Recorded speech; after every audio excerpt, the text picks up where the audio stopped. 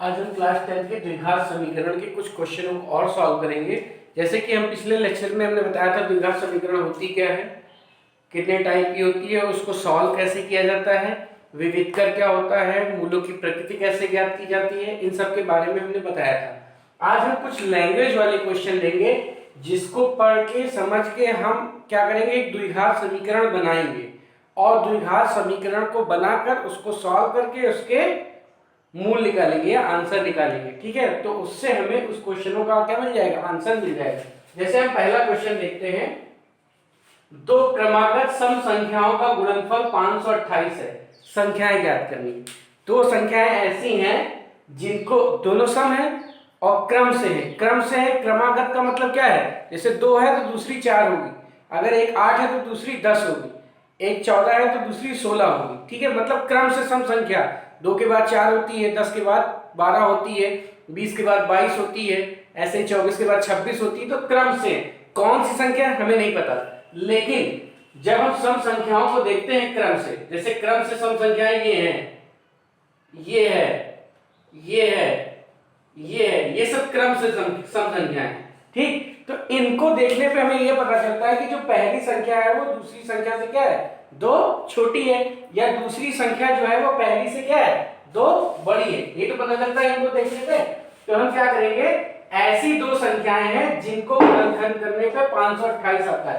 तो मान लेते हैं, माना पहली सम संख्या बराबर x, तो दूसरी सम संख्या इससे 2 ज्यादा हो जाएगी। ठीक है, इसलिए दूसरी सम संख्या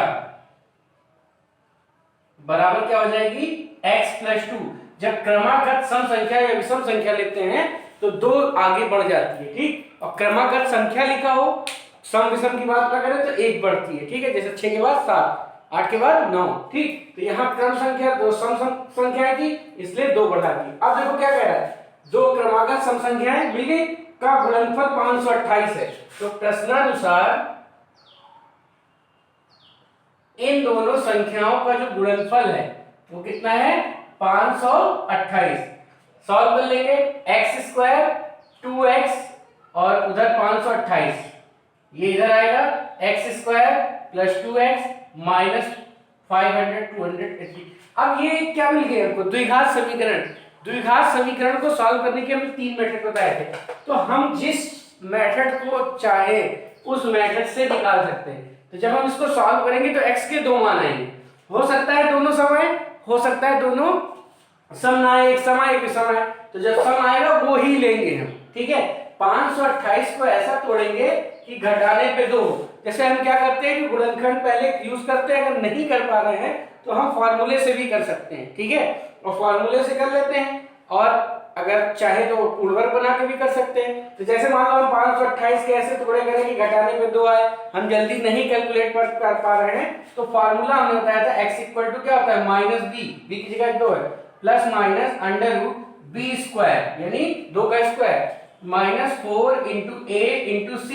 c कितना है, 528 माइनस में, तो इसको क्या कर देगा, प्लस कर देगा, अपॉन 2a, तो 2 रहेगा, तो -2 प्लस माइनस ये हो जाएगा 4, और ये 8 × 32, 2 3 सिलाई 8 3 11 सिलाई 1, और 20 और 1 21 बटे 2, -2 प्लस माइनस ये हो जाएगा 2116 अपॉन 2। ठीक है, अब ये 2116 किसी का परफेक्ट स्क्वायर होता है, ये चेक कर लेंगे। ठीक है, इसका होगा 30 50। एक बार यहाँ चेक कर लेते हैं, 8 × 32 से सिलेक्ट 3, और 8 3 11 सिलाई 1, और 20 1 21, ठीक 16। अब ये हो जाएगा आपका 25 का 625 होता है, 30 का 900 होता है, 400 का 1600 होता है, 50 का 250, यदि 50 से कम है हमें ये पता चल गया, और 40 से ज्यादा है। ठीक है, और लास्ट में 6 आ रहा है, तो हम क्या करते हैं, 46 × 46 करके देख लेते हैं। 6 × 36 का 6 सिलाई 3, और 24 और 3 27, 4 × 24 सिलाई 4 × 24 सिलाई 2, और 16 2 18, ये हो जाएगा 6 7 4 11 सिलाई 1, और 10 11 सिलाई 1 2। ये किसका स्क्वायर है, 46। ये क्या है 46 है। ठीक है, हम चाहे तो गुणनखंड करके भी कर सकते हैं, चाहे इसको भी कर सकते हैं, जो इजी है वो लगे। तो x, देखो x की जो वैल्यू है यहाँ पे दो वैल्यू होगी, एक प्लस लेके करेंगे और एक माइनस। तो एक बार हम प्लस लेते हैं तो x इक्वल टू आ जाएगा -2 प्लस 46/2 कितना हो जाएगा 44/2 यानी 22। x की वैल्यू क्या आ गई 22। बात क्लियर है। और एक बार माइनस ले लेंगे, तो जब माइनस लेंगे तो x इक्वल टू -2 -46/2 कितना आ जाएगा -48/2 यानी -24। ठीक है, तो अगर हम पहली सम संख्या x लेते हैं, अगर 22 लेते हैं तो पहली संख्या 22 होगी, दूसरी क्या होगी 24। और अगर -24 लेते हैं तो -24 लेते हैं तो ये क्या आ जाएगी -22 आ जाएगी। ठीक है, इन दोनों का स्क्वायर, इन दोनों के का गुणनफल कितना होगा 528, और इन दोनों का गुणनफल भी। तो अगर धनात्मक लेनी है तो ये हो जाएगी, ऋणात्मक लेनी है तो ये हो जाएगी। तो आंसर हमारा क्या आ जाएगा 22 और 24। ऐसी दो संख्याएं जिनका गुणनफल करने पे कितना है 528। तो इस तरह हम क्या करते हैं, पहले क्वेश्चन से जो स्टेटमेंट दिया होता है उसकी हेल्प से हम एक द्विघात समीकरण बनाते हैं, और द्विघात समीकरण को सॉल्व करना हमें आता है। ठीक है, उसकी हेल्प से हम द्विघात समीकरण को सॉल्व कर लेते हैं। किसी भी मेथड का यूज कर सकते हैं, क्योंकि यहाँ पे क्वेश्चनों में कुछ कहा नहीं गया है, हमको सिर्फ x की वैल्यू निकालनी थी। ठीक है, यदि वो संख्या निकालनी थी तो जो संख्या है वो हम किसी भी मेथड से निकाल सकते हैं। दूसरा क्वेश्चन है, किसी संख्या का वर्ग उसके 4 गुने से 12 अधिक है। किसी संख्या का वर्ग, तो मान लेते हैं माना संख्या क्या है, माना संख्या बराबर x। किसी संख्या का वर्ग, किसी संख्या का वर्ग हमने वर्ग कर दिया, उसके 4 गुने से, संख्या के 4 गुने से 12 अधिक है। ये जो वर्ग है वो 4 गुने से 12 अधिक है। कौन अधिक है, ये 12 अधिक है। तो अगर हम इसमें 12 क्या है, ये 12 अधिक है किससे, इससे। ध्यान दीजिएगा, कौन अधिक है 12, ये अधिक है। तो अगर हम इसको 12 दे दें तो ये दोनों क्या हो जाएंगे बराबर हो जाएंगे, या 12 इसमें ले लें तो दोनों क्या हो जाएंगे बराबर हो जाएंगे। ठीक, यह हम लिख देते हैं संख्या का 4 गुना, संख्या का 4 गुना बराबर 4x। अब देखो क्या कह रहा है, किसी संख्या का वर्ग उसके 4 गुने से 12 अधिक है। संख्या का वर्ग,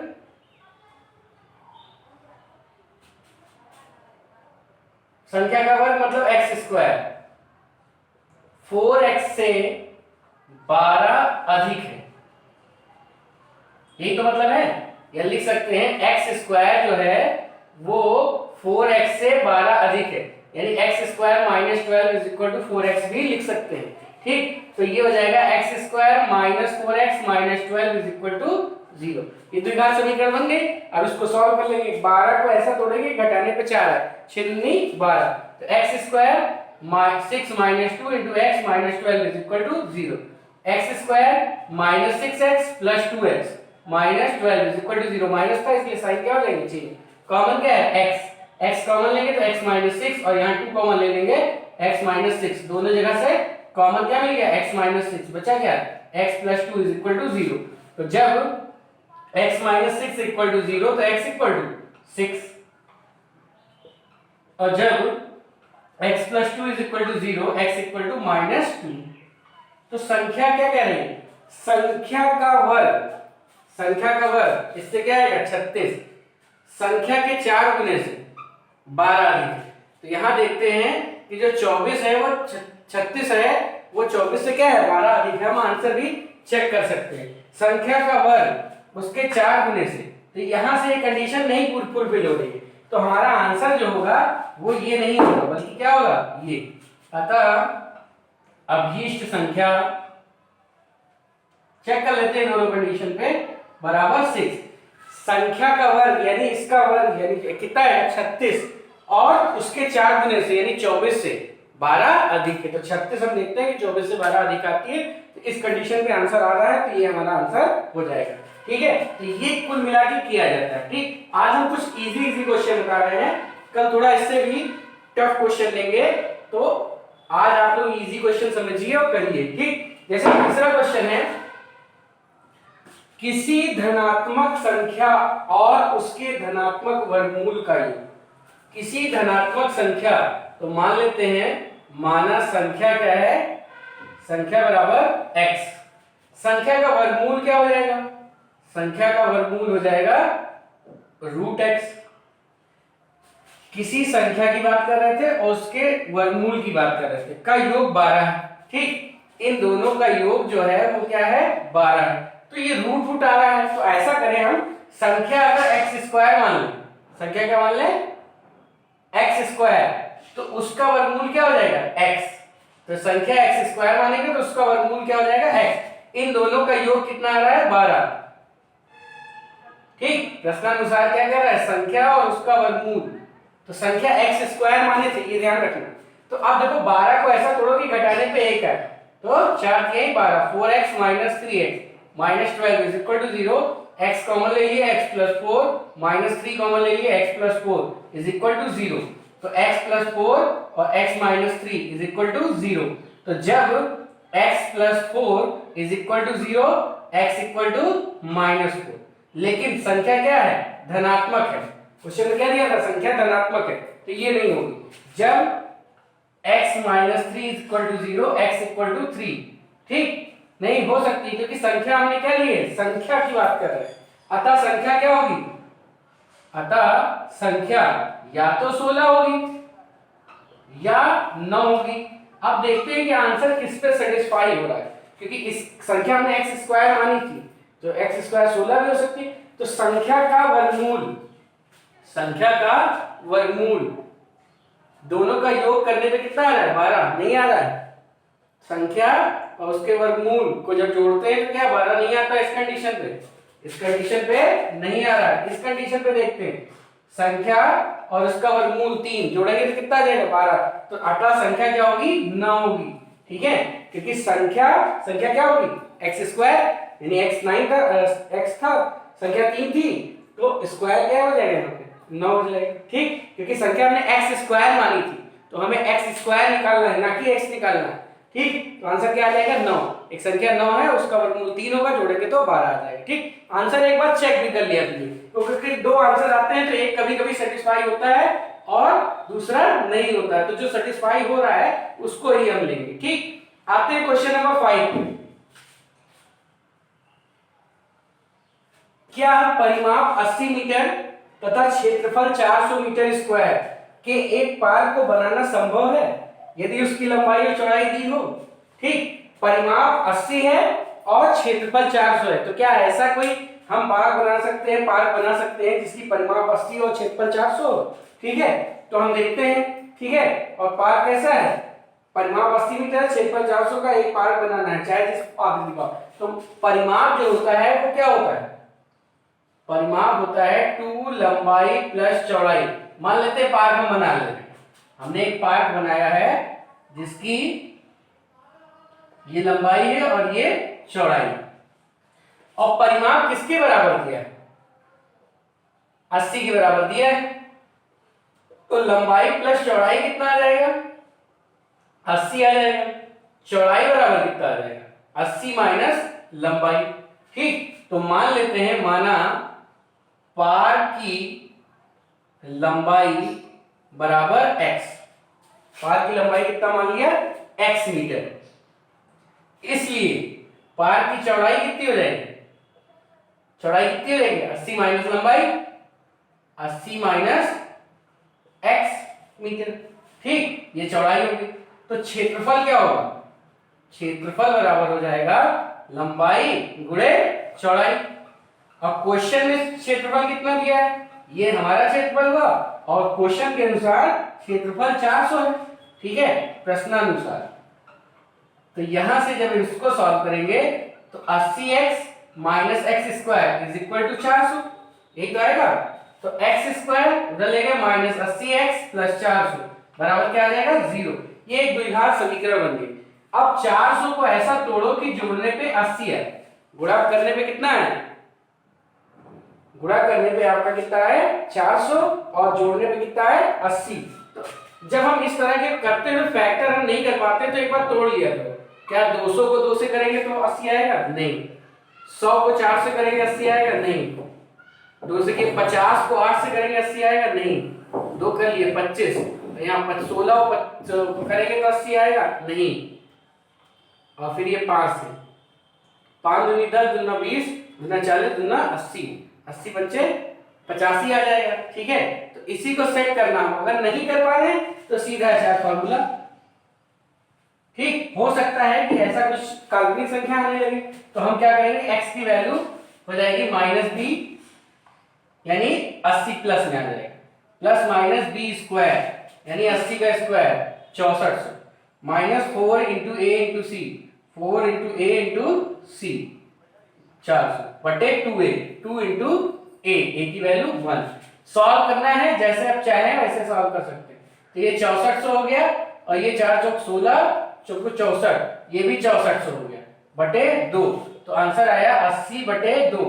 ठीक, तो x बराबर कितना आ गया 40, x बराबर कितना आ गया 40 मीटर। ठीक है, इसलिए लंबाई क्या हो जाएगी, लंबाई बराबर हमने x मानी थी 40 मीटर, और चौड़ाई कितनी हो जाएगी 80 minus x, 80 minus x, 80 minus x कितना आ जाएगा 40 मीटर, ये भी आ जाएगा। तो क्षेत्रफल लेकिन 400 दिया था ना, 400 तो आ नहीं रहा, -b plus minus B square minus 4 into A की वैल्यू हमने गलत ले ली, ये कितना आ जाएगा टोटल, तो 1600 ही आएगा। ठीक, ये कितना आ जाएगा 1600, तो 80 प्लस माइनस 0 0 और 14 में 6 गए 8 और 5 में से गया 4, 4800 आ जाएगा। ठीक, ये कितना आ जाएगा 4800। अब इसको और सॉल्व करते हैं, तो देखो 100 तो निकल जाएगा सीधे सीधे, 100 से निकला 10 और 48 बचा, 8 6 48, यानी 2 गुणे 2 गुणे 2, या हाँ ये 8 और 6 3 बटे 2, तो यह जाएगा 80 प्लस माइनस 10, 2 यहाँ निकला है 4 निकला, यानी 40√3 बटे 2 कॉमन ले लेंगे तो 40 प्लस माइनस 20√3। ठीक है, ये x की वैल्यू आ जाएगी, तो रूट में आया, रूट की वैल्यू हम 1.73 करके इसको सॉल्व कर सकते हैं। जैसे 40 प्लस एक बार प्लस ले लेते हैं 20 और ये 1.73। ठीक, तो इसको सॉल्व कर लेंगे तो हमें x मिल जाएगा। ठीक, और एक बार नेगेटिव रख के सॉल्व कर लेंगे तो y मिल जाएगा। ठीक, तो हो सकता है कि लंबाई चौड़ाई जो हो आपस में इंटरचेंज हो जाती है कभी कभी जब हम दो वैल्यू निकालते हैं। ठीक, तो x जब निकल जाएगा तो हम y भी निकाल लेंगे, तो हमें लंबाई चौड़ाई प्राप्त हो जाएगी। ठीक, कह रहा है कुल मिला के खेत बन सकता, मतलब पार्क बन सकता है ऐसा जिसकी लंबाई चौड़ाई क्या हो, लंबाई चौड़ाई पता हो, तो क्या ऐसा पार्क बन सकता है जिसकी परिमाप 80 हो और क्षेत्रफल 400। ठीक, अब क्वेश्चन नंबर 6 पे आते हैं। क्वेश्चन नंबर 6 में कह रहा है एक समकोण त्रिभुज की ऊंचाई उसके आधार से 7 अधिक है। तो एक समकोण त्रिभुज बना लेते हैं, पहले एक समकोण त्रिभुज बनाते हैं। ये 90 है तो इसके सामने क्या होगा हाइपोटेनियस, ये उसकी ऊंचाई होगी, ये आधार होगी। तो ऊंचाई जो है उसके आधार से 7 कम है, ये जो है इससे कम है, तो आधार हमने मान लिया x है, तो ऊंचाई क्या है 7 कम है। ठीक, और कर्ण 13 सेंटीमीटर है, कर्ण कितना है 13 सेंटीमीटर। अन्य दो भुजाएं, मतलब ये दोनों भुजाएं हमको निकालनी। ठीक, तो सबसे पहले मान लेते हैं, माना समकोण त्रिभुज का आधार बराबर x सेंटीमीटर। ठीक, इसलिए समकोण त्रिभुज की ऊंचाई क्या हो जाएगी, जो आधार से 7 कम है, क्वेश्चन में क्या कह रहा है आधार से 7 कम है। ठीक, अब पाइथागोरस प्रमेय क्या कहती है, पाइथागोरस प्रमेय से, पाइथागोरस प्रमेय कहती है कि कर्ण का स्क्वायर बराबर लंब का स्क्वायर प्लस आधार का स्क्वायर। अब इसको खोल के सॉल्व कर देंगे। 169 ये हो जाएगा x square plus 49 minus 14x plus x square, 2x square minus 14x plus 49 minus 169 is equal to 0, 2x square minus 14x, और जब ये सॉल्व करेंगे तो कितना बचेगा 120, कितना आ जाएगा 120, 49 चला जाएगा, 9 में से 9 गया 0 और 6 में से 4 गया 2। ठीक, तो अब क्या करेंगे 2 से भाग कर दो, x square minus 7x minus 60 equal to 0। 60 को ऐसा तोड़ेंगे कि घटाने में कितना है 7, ठीक है, 60 को ऐसा तोड़ेंगे कि घटाने पे 7 है। जैसे फैक्टर ना निकल पा रहे हो तो 60 को तोड़ना है, 2 से बैक होगा तो 30 में से 2 घटेगा तो नहीं आएगा, फिर 2 से करेंगे 15, 15 में से 4 गया तो 7 नहीं आया, फिर ये किससे होगा 3। अब देखो 3 दूनी 6 दूनी 12, 12 पंचे 12 में से 5 गए 7, ठीक। तो 12 सत्ते 12 पंचे 60 और 12 में से 5 गए तो 7 आ जाएगा, ठीक है। तो फैक्टर कर लेंगे x square minus 12x plus 5x minus 60 is equal to 0। x common ले लेंगे, x माइनस 12 और 5 कॉमन ले लेंगे, x माइनस 12 इक्वल टू 0। तो x प्लस 5 और x minus 12 is equal to 0। तो एक बार x plus 5 is equal to 0, x equal to minus 5, लेकिन ये नहीं लेंगे क्योंकि ये माप माइनस 5 नहीं आ सकती, ठीक। और एक बार जब x minus 12 is equal to 0 तो x इक्वल टू 12, तो आधार क्या हो जाएगा, इसलिए आधार बराबर 12 सेंटीमीटर, आधार बराबर 12 सेंटीमीटर। और जो ऊंचाई हो जाएगी, ऊंचाई बराबर 12 माइनस 7 यानी 5 सेंटीमीटर, ठीक।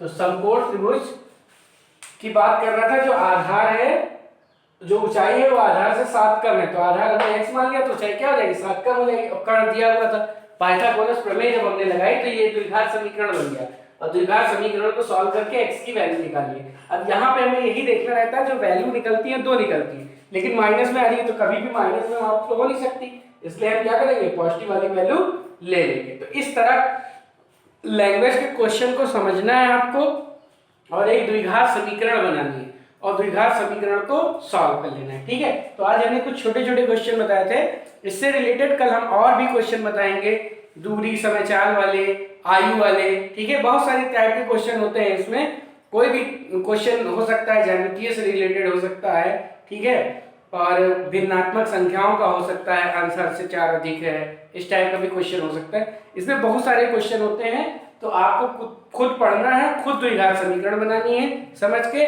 और फिर उसको सॉल्व करना है, ठीक है। तो नेक्स्ट लेक्चर में हम इसी के क्वेश्चन और भी कराएंगे, ठीक है। धन्यवाद।